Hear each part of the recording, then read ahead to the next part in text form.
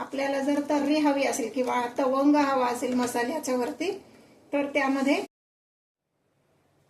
नमस्कार, आऊचा खाऊ या YouTube चॅनलवर मी मेधा तुमच्या सगळ्यांचं मनापासून स्वागत करते। यापूर्वी आपण टोमॅटोचं रस्सम बघितलंय। आज आपण एक वेगळ्या पद्धतीचं रस्सम बघणार आहे, कैरीचं रस्सम। चला तर रेसिपी बघूया। कैरीचं आंबट गोड तिखट अशा चवीचं रस्सम। सुरुवातीला आपण रस्समचा मसाला करून घेणार आहोत। किंचित भाजून घ्यायचा आहे। 2 चमचे हरभऱ्याची डाळ, 1 चमचा उडदाची डाळ। दोन्ही डाळी जरा एका कापडावर पुसून घ्यायच्या म्हणजे त्याला जे काही पावडर लावलेली असते ती जाते। पाव चमचा मेथी दाणा, 4 बेडगी मिरची, 10-12 काळी मिरी, 1 चमचा जिरे आणि 1 चमचा धने।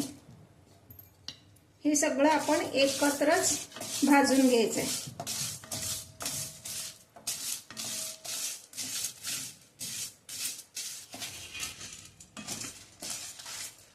हे पहा, ही डाळ तांबूस होईपर्यंत आपण मसाला भाजून घेतला। मी आता गॅस बंद करते आणि हे एका ताटलीत काढून घेते। थोडंसं गार झाल्यावर मग आपण हे मिक्सर मधनं काढणार आहोत। हे पहा, इथे मी एक कैरी उकडून घेतली, म्हणजे सालं काढली कैरीची आणि कुकरला 2-3 शिट्ट्या करून घेतल्या। तुमच्याकडे कुठली कैरी अवेलेबल असेल ती घ्या। माझ्याकडे मोठी आंबटवाली कैरी होती ती मी घेतली आहे। तोतापुरी घेतली तरी एक कैरी चालेल। ही जी कैरी आहे ही खूप आंबट पण नाहीये आणि अगदी गोड पण नाहीये।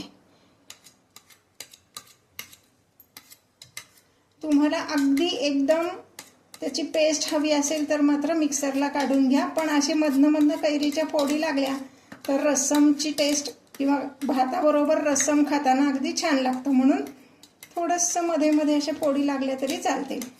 असं हे आपण स्मॅश करून घेणार आहोत।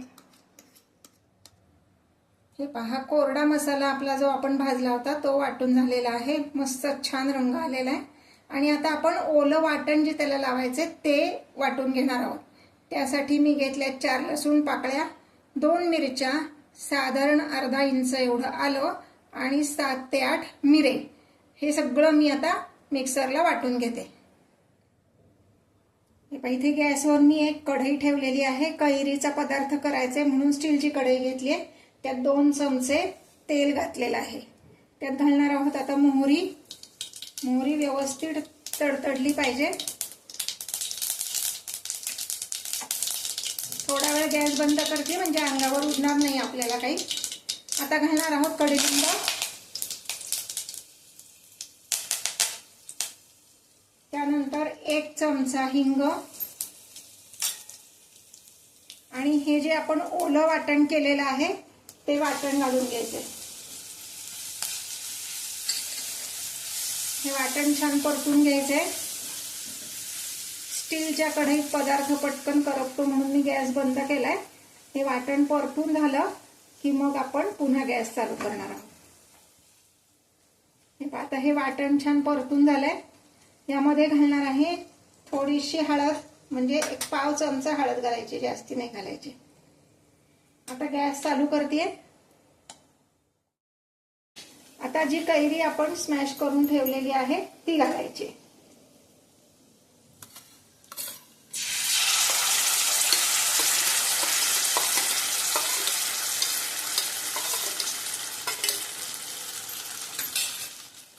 हे आपण छान परतून घ्यायचे। दुसऱ्या एका गॅसवर मी साधारण 4 ते 5 वाट्या एवढं पाणी उकळत ठेवलेलं आहे।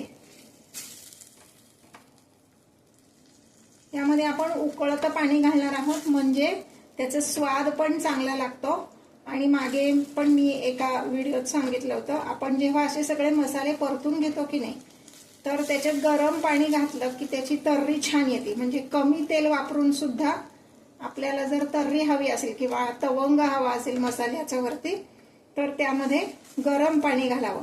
आणि दुसरं म्हणजे हे जे काय आपण आता पदार्थ सगळे परतून घेणार आहे. ह्याचं टेम्परेचर आणि त्यात गार पाणी घातलं तर त्याचं टेम्परेचर वेगळं असतं. मग पदार्थ शिजायला किंवा उकळायला वेळ लागतो. म्हणून दोन्ही गरम असावं म्हणजे मग पदार्थ पटकन तयार होतो.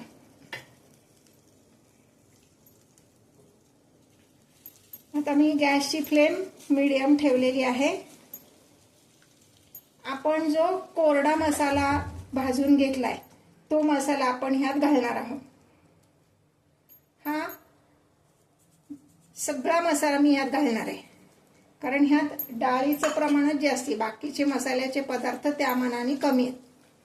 डाळ का वापरतात तर आपण महाराष्ट्रीयन लोक जसं पदार्थाची कन्सिस्टन्सी सारखी यावी म्हणून डाळीचं पीठ वापरतो, तसं साऊथ इंडियन लोक ताजी डाळ भाजून वाटून घालतात.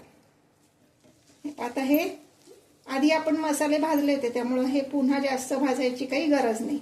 आता ह्याच्यात मी उकळतं पाणी घालते.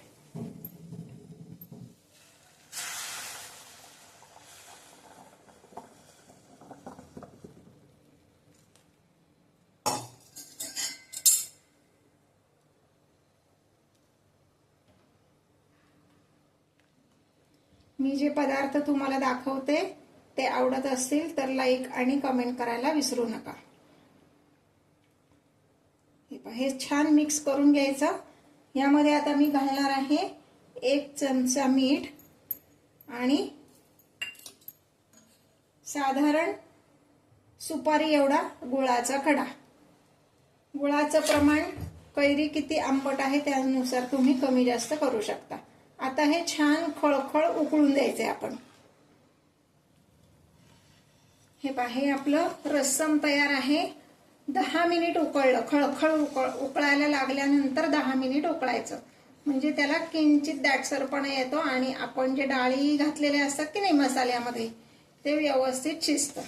आता गॅस बंद करते मी आणि गार्निशिंगसाठी आपण वरनं कोथिंबीर घालणार आहोत. असा गरम गरम रस्सम आणि गरम गरम भात, भाजलेला पापड, अगदी स्वर्ग सुख म्हणाल इतकं त्याची छान टेस्ट असते. आता गॅस बंद करते आणि ह्याच्यावर आपण गार्निशिंगसाठी कोथिंबीर घालणार आहोत. हे पहा, कोथिंबीर घातली गार्निशिंगसाठी. हे आपलं रस्सम सर्विंगसाठी तयार आहे.